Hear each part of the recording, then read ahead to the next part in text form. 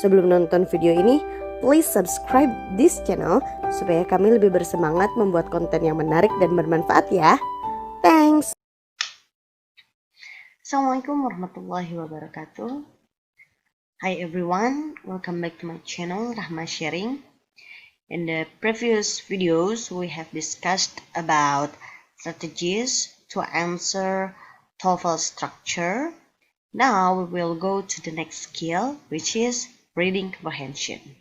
Ya, jadi di beberapa video sebelumnya kita sudah membahas strategi bagaimana cara menjawab soal TOEFL structure.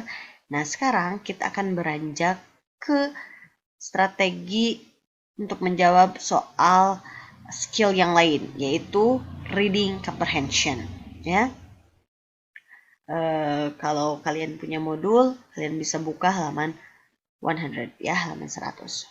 Alright, before we begin, I will show you the agenda of today. Here are the agenda. Okay, first I will talk about introduction, and the next one I will go to the first skill. It is about answer main idea questions correctly. And then the next agenda is skill 2, recognize the organization of ideas. And the last one is exercise 1 and 2. Ya, jadi agenda yang pertama kita akan membahas introduction dulu, pengenalan bagaimana sih soal-soal structure reading itu gitu ya. And then agenda selanjutnya kita langsung akan membahas skill pertama, yaitu jawablah main idea questions, pertanyaan main idea dengan tepat. Dan skill kedua yaitu kenali organisasi idea. Dan terakhir kita akan ada latihan 1 dan 2. Alright, let's go to the first agenda, which is introduction. Okay, ya. So in general there are 3 skills that will be tested in TOEFL test. Ya, sebagaimana kita tahu bahwa soal TOEFL itu ada 3 ya. Ada structure, kita sudah bahas itu, dan sekarang reading. Nanti selanjutnya adalah listening. Sebetulnya urutannya itu listening dulu, kemudian structure dan reading. Tapi untuk pembahasan di video ini disesuaikan dengan tingkat kesulitannya gitu ya. Reading itu medium kan ya. Yang terakhir itu listening agak susah disimpan di belakang. Nah, jadi di setiap soal TOEFL itu pasti ada soal reading dan disimpan di the third section ya, bagian yang ketiga, yang terakhir. Dan biasanya bagian terakhir itu, bagian ketiga itu, the section consists of 5 passages ya, jadi berisi dari 5 teks dan ada 50 pertanyaan ya. Jadi itu format tes TOEFL-nya gitu ya. Biasanya 50 pertanyaan, atau ada juga yang tesnya mungkin yang lebih lama gitu ya, atau lebih panjang teksnya. Oke, dan untuk menjawab soal reading kamu hanya memiliki waktu 55 minutes ya. Hanya 55 menit saja untuk menjawab 50 pertanyaan. Jadi kurang lebih harus menjawab 1 menit 1 pertanyaan, 5 menit terakhir untuk mengecek gitu ya. Jadi jangan terlalu berlama-lama. Oke, dan tipe-tipe soal reading itu semuanya sama, yaitu multiple choice ya. Oke, dan biasanya the questions on the paper test are presented in linear order. Maksudnya linear adalah biasanya di pertanyaan yang pertama itu tingkat kesulitannya lebih rendah, dan semakin ke belakang tingkat kesulitannya bertambah dan bertambah begitu ya. Oke, the next one.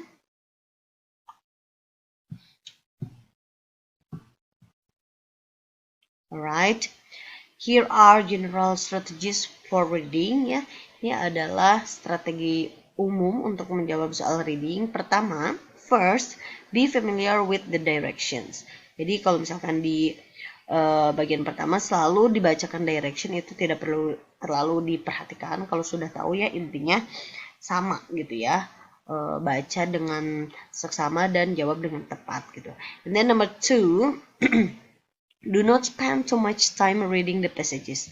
Jadi jangan buang waktu terlalu banyak ketika membaca teks ya. Jadi jangan terlalu fokus ke teks, tapi saya sarankan you read the question first and then you go back to the text. Jadi kita langsung baca soalnya dulu, soalnya menanyakan tentang apa, baru kita ke teks gitu ya. Jadi efisien gitu ya, kita membaca teks bagian yang benar-benar dicari atau ditanyakan di soal.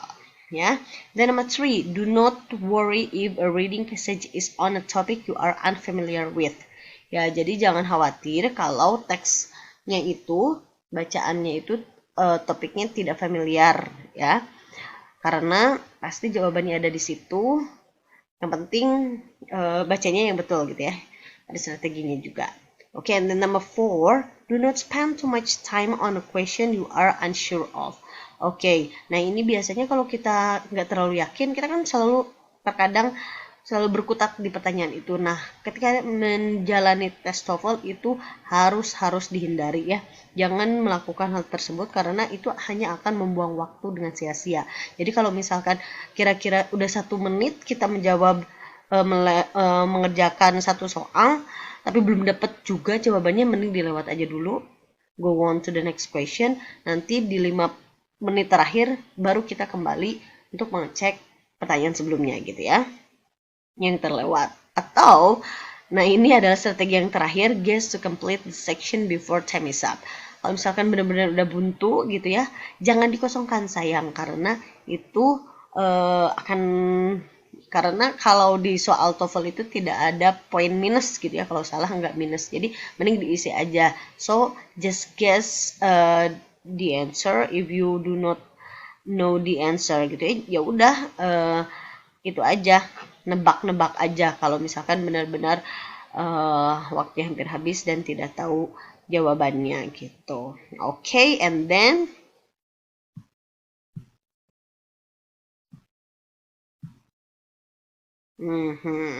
let's go to the first skill ya. Ini skill pertama untuk skill reading ya. Answer main idea questions correctly. Nah, jadi pertanyaan yang paling pertama biasa ditanyakan dalam soal reading adalah asking about main idea. Apa itu main idea?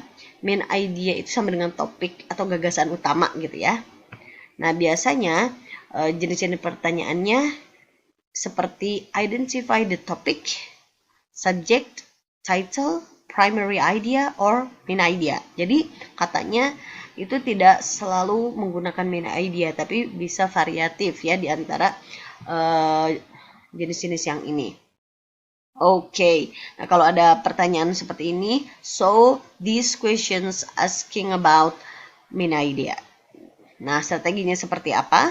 Here are the strategies. Ya, if the text contains only one paragraph, you should study the beginning of that paragraph. Oke, jadi kalau misalkan ada satu paragraf dan ditanyakannya what is the main idea of the text gitu ya, of the passage. Nah, kalian hanya perlu membaca satu kalimat, yaitu kalimat pertama dari paragraf tersebut. Karena biasanya main idea itu ada di kalimat pertama gitu ya. If the text contains more than one paragraph, ya, you should study the beginning of each paragraph. Nah, sama kalau misalkan teksnya terdiri dari lebih dari satu paragraf gitu ya, 2 paragraf atau lebih, tinggal dibaca kalimat pertama masing-masing paragrafnya saja gitu ya. Ya, kenapa paragraf pertama? Karena dalam teks reading itu biasanya menggunakan adalah teks deduktif ya, dimana main idea-nya di kalimat pertama, dan biasanya kebanyakan seperti itu gitu ya. Oke, sekarang kita lihat ke example. Oke, ini example from the paper TOEFL test on page 106 ya. Here are the text ya. Nah, ketika menghadapi teks ini, kita jangan dulu baca semuanya, jangan dulu baca teksnya, kita langsung baca pertanyaannya. The question is, what is the topic of this passage ya? Apa topik dari paragraf tersebut? Sudah jelas, berarti kita harus mencari topik atau main idea-nya. Tadi katanya strateginya baca kalimat pertama. Alright, let's read the first sentence. In the philosophy of John Dewey, a sharp distinction is made between intelligence and reasoning. Ya, katanya dalam filosofi John Dewey, a sharp distinction, ya, ada perbedaan yang begitu mencolok, yang begitu tajam antara intelligence and reasoning, ya, gitu ya. Ini membicarakan teori John Dewey, perbedaan antara intelligence dan reasoning. Oke, dari keempat pilihan ini mana yang mendeskripsikan itu? Apakah the intelligence of John Dewey? Apakah intelijensinya saja? Tidak ya, tapi ada reasoningnya juga. B, the distinction made by John Dewey. Perbedaan yang dibuat oleh John Dewey, perbedaan apa? Itu nggak jelas juga ya. So, it is incorrect. C, Dewey's ideas on the ability to reason. Ya, ide Dewey mengenai kemampuan untuk reasoning kurang tepat juga, intelligence-nya nggak ada ya. Jadi yang paling tepat adalah D, how intelligence differs from reasoning in Dewey's works, ya. Bagaimana intelligence itu berbeda dengan reasoning dalam karyanya Dewey. Oke, that's easy, gampang ya. Jadi tinggal dibaca kalimat pertamanya dan pahami itu membicarakan tentang apa gitu ya. Kemudian cari di pilihan jawabannya dan eliminasi kalau yang salah gitu. Oke, let's go to the next slide. Nah, kali ini kita langsung ke TOEFL exercise ya. Di buku ada on page 107 ada exercise-nya. In direction-nya panjang gini tidak usah dibaca ya karena intinya sama. Oke, kita langsung saja ini passage 1. Untuk pertanyaan question 1 and 2 ya. Kita baca nomor 1. Which of the following best describes the topic of the passage? Nah, ini beda tipe pertanyaannya tapi masih menanyakan tentang main idea atau topik ya.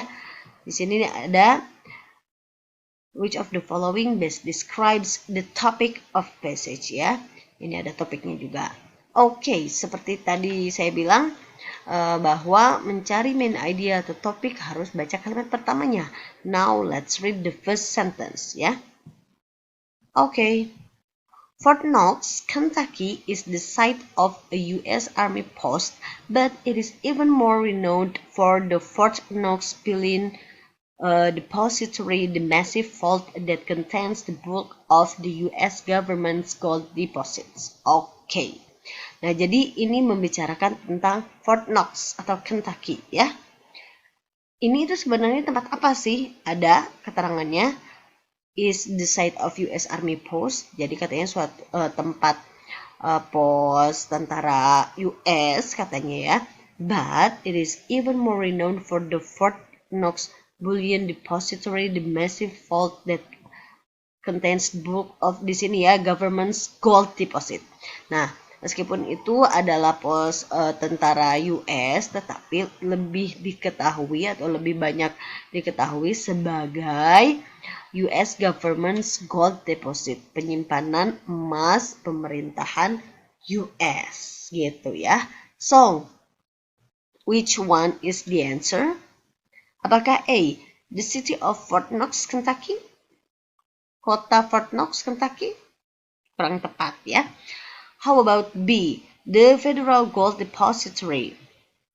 Apakah penyimpanan emas federal? Betul? Yes, that's true ya. Kita lihat yang C-nya dulu, the US Army Post at Fort Knox. Nah, ini meskipun ada ya tadi Army Post, tapi kan lebih banyak diketahui sebagai Gold Depository ya. Dan Gold Bullion enggak. Okay, so the answer is B. Now, number 2. Which one of the following would be the best title for this passage ya? Berikut ini mana judul yang paling tepat gitu ya untuk teks tersebut? Karena tadi tempat penyimpanan emas US gitu ya. Jadi yang paling tepat yang mana? Apakah A, the massive concrete vault? I don't think so ya. Apakah B, Fort Knox security? Nope ya. Atau C, where the US States keeps its gold, di mana US menyimpan emasnya? Yes, that's true. The answer is say, ya. Jadi, okay, here is helpful tips in identifying main idea. Jadi ini tips untuk mengidentifikasi main idea. First, read the first line of each paragraph. Baca line pertama atau kalimat pertama pada masing-masing paragraf. And second, look for common theme or idea in the first lines. Jadi kita harus mencari tema atau ide apa yang ada pada kalimat pertama tadi. Third, pass your eyes quickly over the rest of the passage to check that you really have found the topic sentences.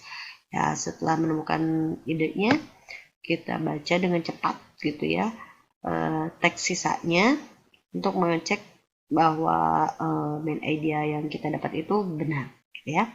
And number 4, eliminate wrong answers. Oke, intinya tetap kita harus membaca kalimat pertama masing-masing paragraf ya. Oke, now let's go to the next skill. It is recognize the organization of ideas ya. Jadi kenali organisasi ide atau susunan idenya gitu ya. Alright. In the reading section of TOEFL test, you may be asked to determine how the ideas in one paragraph relate to the ideas in other paragraphs. Ya, jadi pada soal reading section TOEFL itu kamu mungkin akan diminta untuk menentukan bagaimana ide dalam satu paragraf itu berhubungan dengan ide dalam paragraf lain. Strateginya, first, look at the main ideas of each paragraph. Tetap, untuk menentukan organization of ideas, kalian harus bisa menentukan dulu topik atau main idenya. Jadi, lihat main idenya pada masing-masing paragraf, yaitu kalimat pertama ya, masing-masing paragraf. And then, study the information of the first sentence of the paragraph. Nah, pelajari informasi pada kalimat pertama itu ya, pada main idea itu. And then, determine how the main idea of the first paragraph relates to the other main ideas. Ya, kemudian tentukan bagaimana informasi di main idea pertama, di paragraf pertama, kaitannya dengan main idea pada paragraf kedua gitu ya. Kaitannya apakah menjelaskan lebih lanjut atau bertolak belakang atau seperti apa. Oke, look at the example on page 109 ya. Here are the texts ya. And then the question in this passage bla bla bla gitu. Ini simpel sekali pertanyaannya. Tapi di sini pilihannya apakah A, an idea is presented and then refuted, and then B, a concept is followed by examples, atau C, a cause is followed by an effect, or D, a belief is supported with reasons ya. Berarti pilihan-pilihan seperti ini menunjukkan organisasi idenya ya, organisasi ide dari masing-masing paragraf. Nah, sekarang kita baca dulu kalimat pertama, paragraf pertama ya. If asked to invented the game of baseball, most Americans would probably reply that it was their belief that Abner Doubleday did ya. Jika ditanya siapa yang menemukan game baseball, pasti kebanyakan orang Amerika akan menjawab penemunya adalah Abner Doubleday gitu ya, Doubleday. Oke, and then jadi ini membicarakan tentang penemu baseball pertama ya. Oke, and then second paragraph. Doubleday was given credit for this invention early in the 20th century when sporting goods manufacturer Spalding inaugurated a commission to research to the question of who invented the baseball. Ya, intinya ini ya, Doubleday itu diberikan kredit atau penghargaan atas penemuannya pada awal abad ke-20. Ya. Intinya itu diberikan penghargaan ya Doubleday itu. And then the last paragraph. Today most sports historians are in agreement that Doubleday really didn't have much to do with the development of baseball. Nah, saat ini kebanyakan sejarawan olahraga itu setuju bahwa Doubleday tidak memberikan terlalu banyak perkembangan terhadap baseball ya. Jadi kalimat pertama menunjukkan siapa yang menemukan baseball itu pasti semua orang menjawab Doubleday. Kalimat kedua Doubleday diberikan penghargaan, tapi di paragraf terakhir ternyata historian atau sejarawan olahraga itu menyebut bahwa Doubleday itu tidak terlalu memberi banyak kontribusi ya. Jadi isinya yang mana? Apakah A, an idea is presented and then refuted? Sebuah ide itu disajikan kemudian dibantah lagi gitu ya. Disanggah dengan hal yang lain. Apakah itu? Yes, the answer is A ya gitu. Jadi udah dijelaskan ya yang menemukan baseball adalah Doubleday, tetapi ternyata ada kebanyakan sejarawan saat ini mengatakan bahwa dia tidak memberikan kontribusi yang banyak pada game baseball. Okay. Now the next question the next example. TOEFL exercise 2, ini masuk TOEFL exercise on page 110. Okay, langsung saja ke pertanyaannya. Number 1, how is the information in the passage organized? Bagaimana informasi dalam teks tersebut diorganize atau diatur? Okay, sama strateginya. Baca kalimat pertama masing-masing paragraf. Okay, let's see. Conflict within an organization is not always viewed as undesirable. Ya, jadi konflik dalam sebuah organisasi itu tidak selalu dilihat sebagai undesirable, tidak diinginkan gitu ya. Jadi kadang-kadang diinginkan juga ya. Okay, second paragraph. According to the traditional view of conflict is harmful to an organization. Berdasarkan pandangan konflik yang tradisional, konflik itu berbahaya untuk sebuah organisasi gitu ya.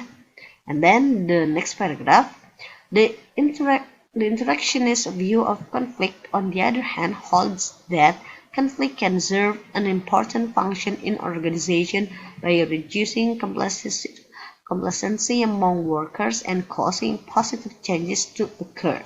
Okay. Nah, paragraf kedua mengatakan bahwa pandangan konflik yang interactionist sebaliknya berpendapat bahwa konflik itu memberikan fungsi penting dalam organisasi di mana nantinya akan causing positive changes to occur, memberikan perubahan yang positif gitu ya. Nah, jadi kan bertolak belakang ya. Paragraf kedua katanya konflik itu berbahaya, tapi paragraf ketiga mengatakan konflik itu bermanfaat ya, ada manfaatnya, memberikan perubahan yang positif. So the answer is, apakah A, the origin of ideas about conflict is presented? Oke, itu nope ya. Or B, contrasting views of conflict are presented. Ya, pandangan yang berbeda tentang konflik itu dipresentasikan atau dihadirkan.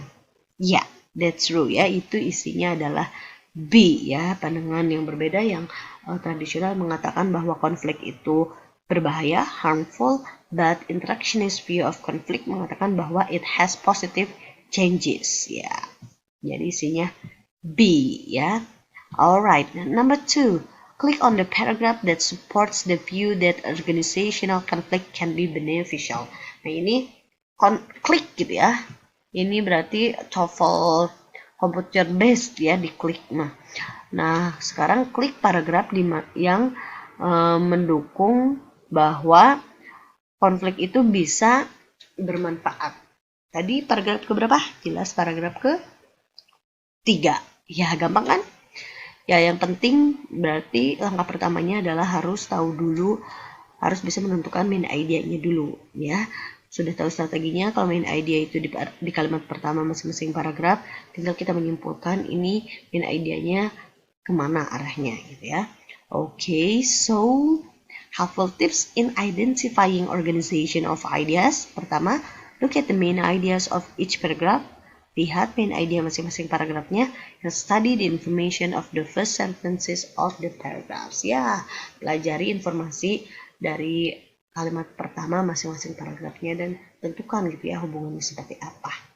That's it for today's agenda, yeah, for the material of today.